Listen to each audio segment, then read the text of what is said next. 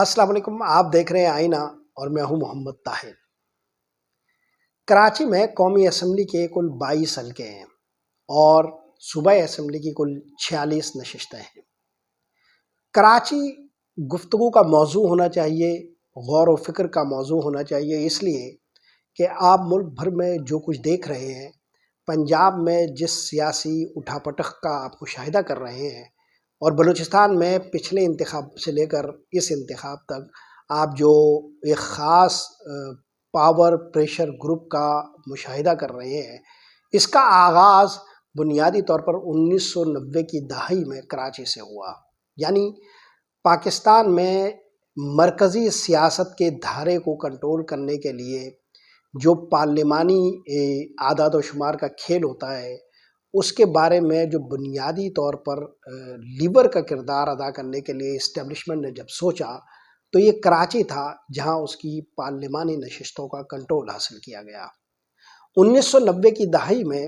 کراچی کے اندر M Q M کی سیاست کا جو ابھار ہے وہ بنیادی طور پر ایک خاص تناظر رکھتا ہے۔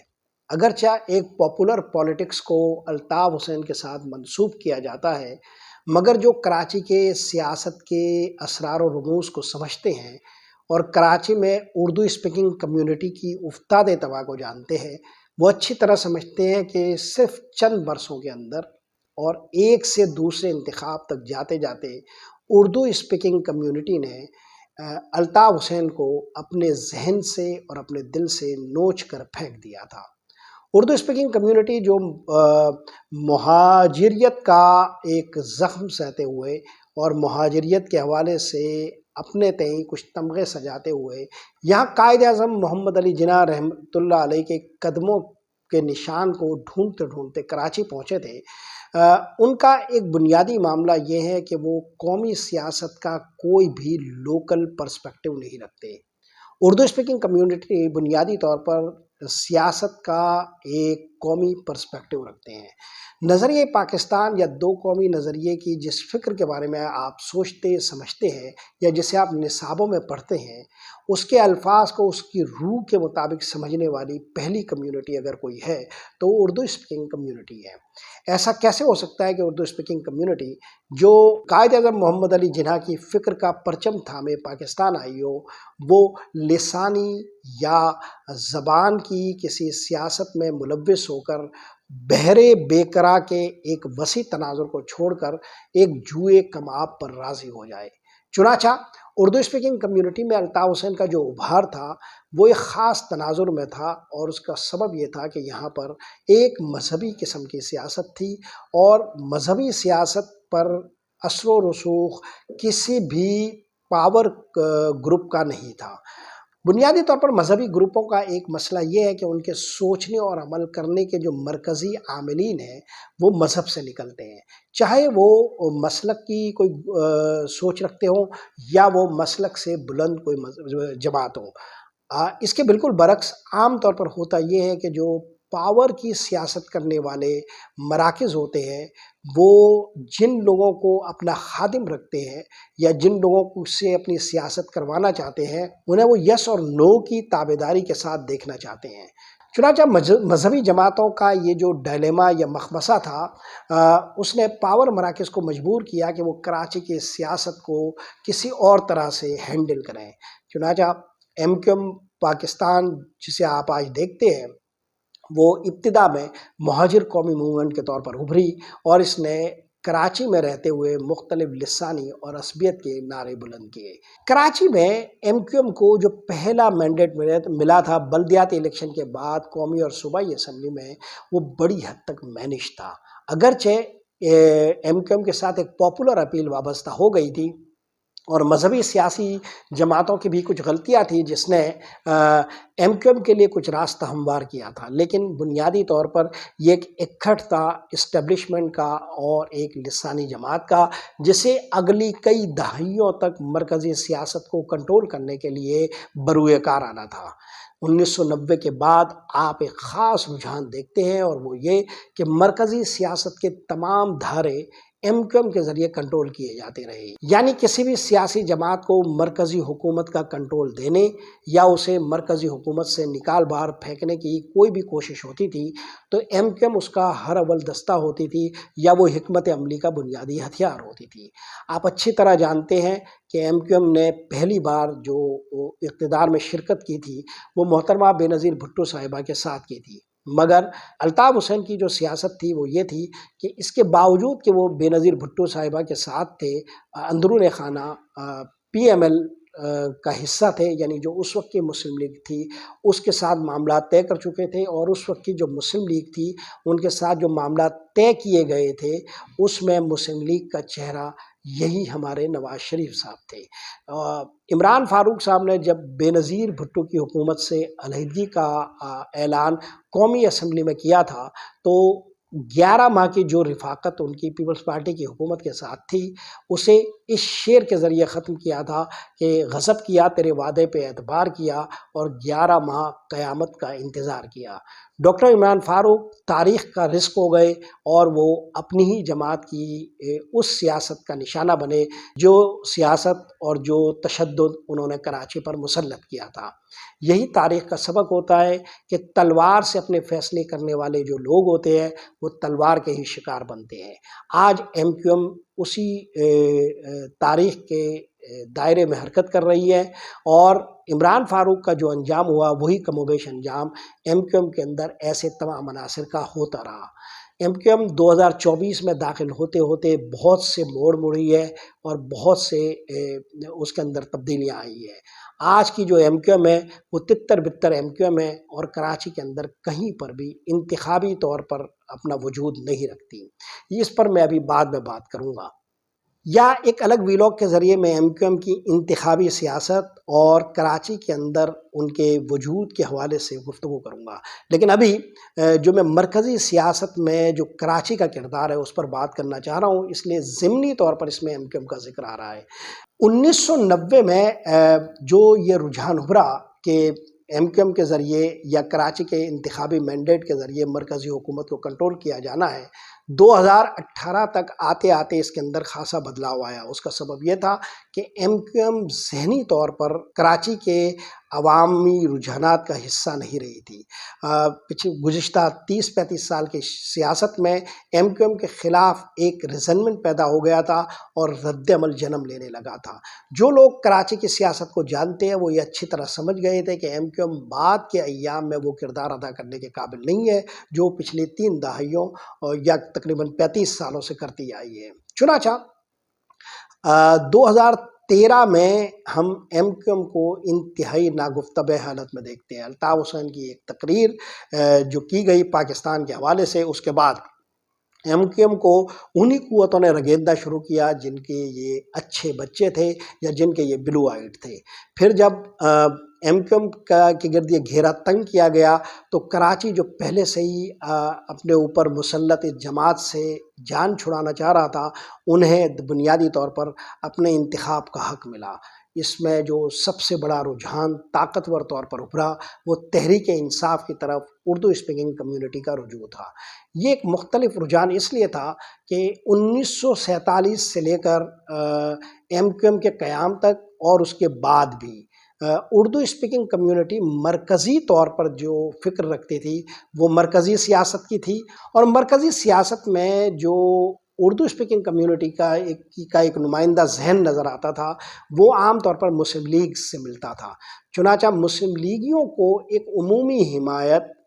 کراچی سے ملتی تھی، مگر یہ حمایت اصل میں مختلف مذہبی سیاسی جماعتوں کے اتحاد کے ساتھ مسلم لیگ کے ساتھ مرتکز ہو پاتی تھی۔ اس کی وجہ یہ تھی کہ مسلم لیگ نے یا کسی بھی مرکزی سیاسی جماعت نے کراچی کے اندر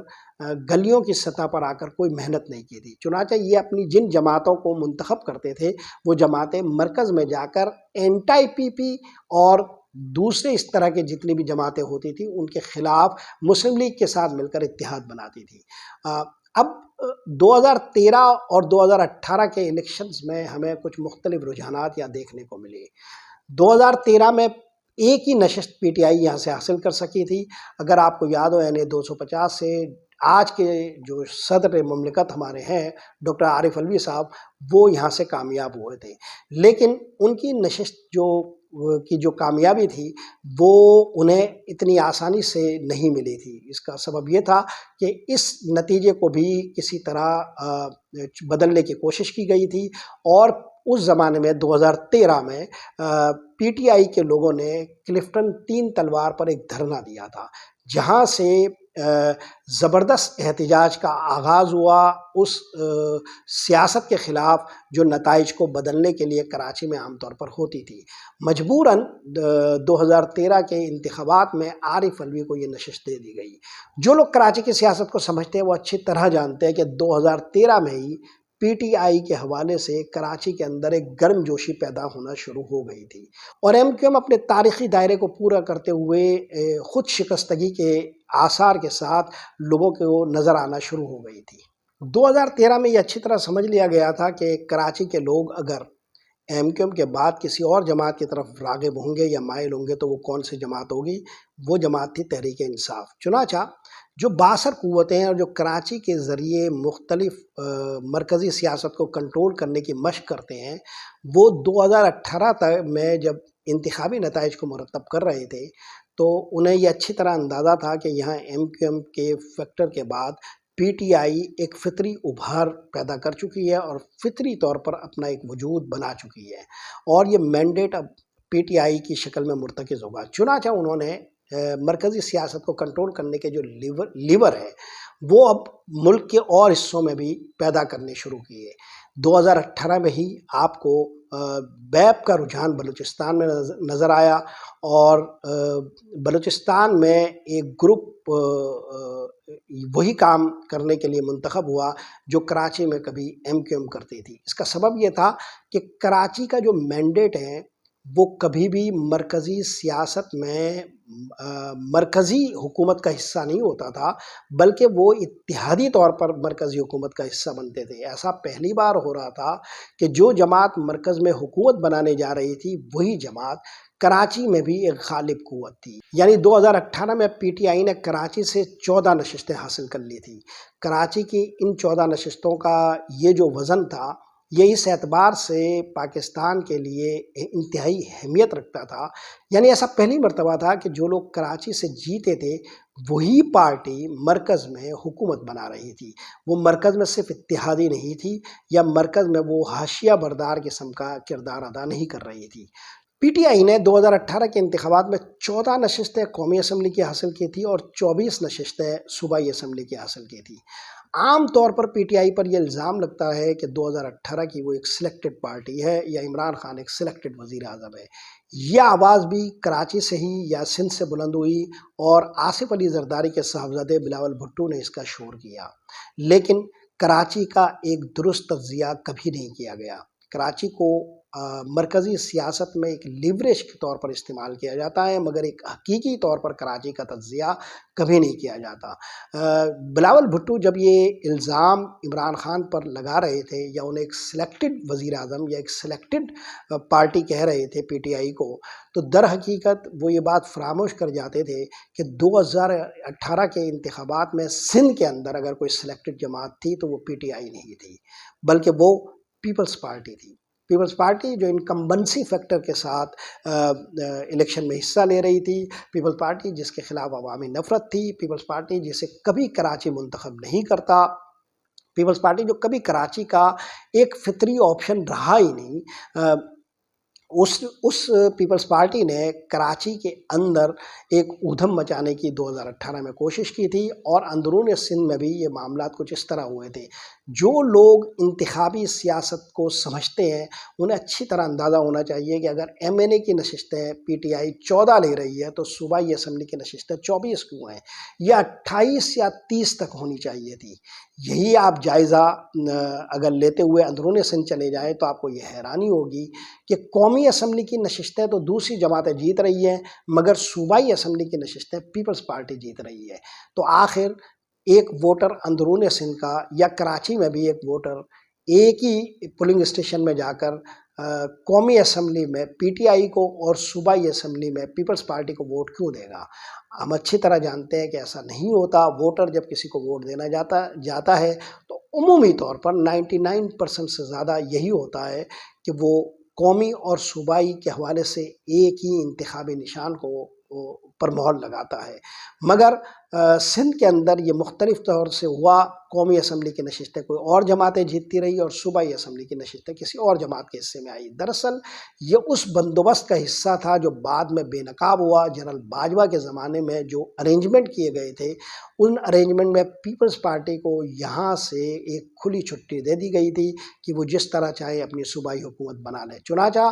آصف علی زرداری کی ناکام، نامراد، برباد اور خود پیپلز پارٹی کے ووٹروں کے اذہان میں ایک ریجیکٹڈ حکومت، ایک ریجیکٹڈ پرسنالٹی کو یہاں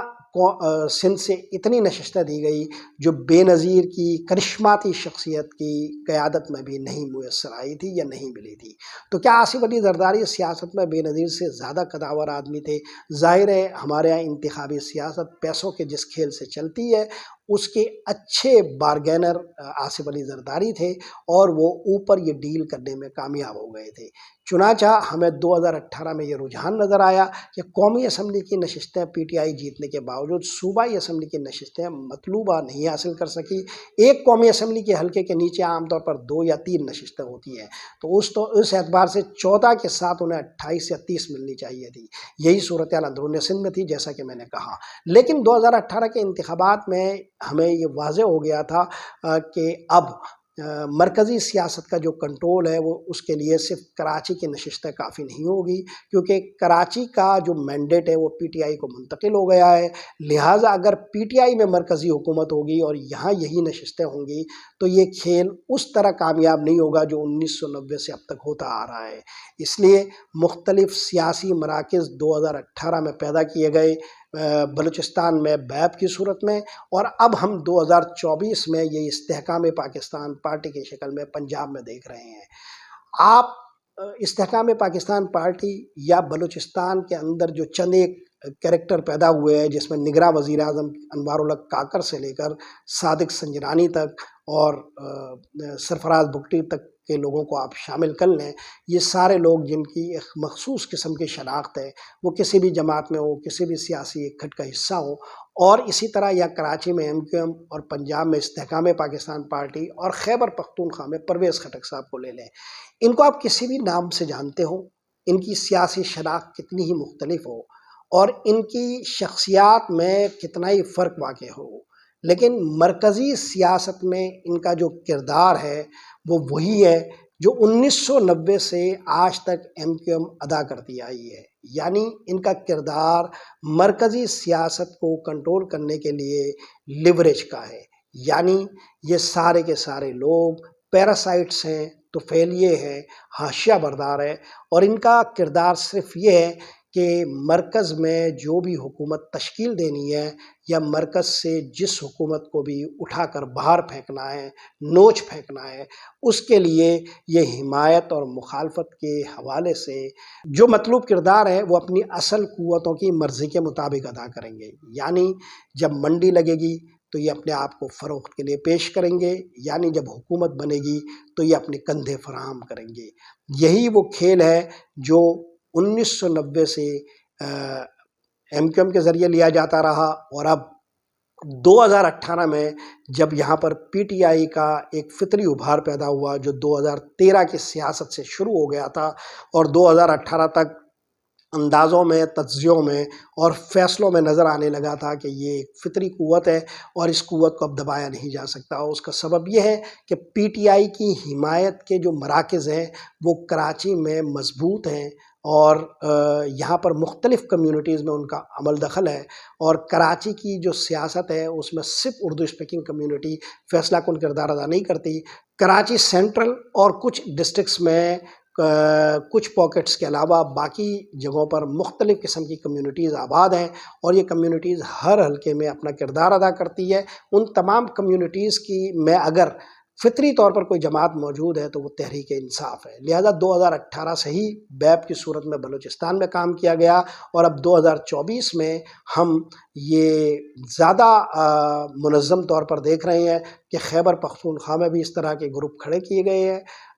پنجاب میں بھی یہ گروپ کھڑا کیا گیا ہے، اور کراچی میں ایم کیو ایم کو دوبارہ اپنے قدموں پر کھڑا کرنے کی کوشش کی جا رہی ہے۔ الغرض کراچی کی جو سیاست 1990 سے چلتی چلی آ رہی ہے، وہی سیاست اب پنجاب میں لے جائی گئی ہے، اور وہی سیاست بلوچستان میں بھی نظر آ رہی ہے، اور اس کے کچھ رنگ خیبر پختونخوا میں بھی بکھیر دیے گئے ہیں۔ دیکھنا یہ ہے کہ کراچی والا یہ کھیل ملک کے باقی صوبوں میں بھی اسی طرح اپنا جادو جگا پاتا ہے یا نہیں، لیکن اصل معاملہ یہ ہے کہ جو اصل فیصلہ ساز قوتیں ہیں وہ کراچی کے پرانے کردار کو بحال کرنا چاہتی ہیں، یعنی وہ ایم کیو ایم کی کراچی میں دوبارہ بحالی چاہتی ہے۔ کیا ایم کیو ایم کی کراچی میں بحالی ممکن ہے؟ جو لوگ بھی یہ سوچ رہے ہیں کہ ایم کیو ایم کو دوبارہ بحال کر کے پاکستان کی مرکزی سیاست میں اس کھیل کو دوبارہ زندہ کیا جائے، کیا ان کے لیے ایم کیو ایم وہ کردار ادا کر پائے گی؟ یہ میرے اگلے ولاگ کا موضوع ہے۔ آج کے لیے یہی کچھ۔ محمد طاہر کو اجازت دیجیے۔ اللہ نگہبان۔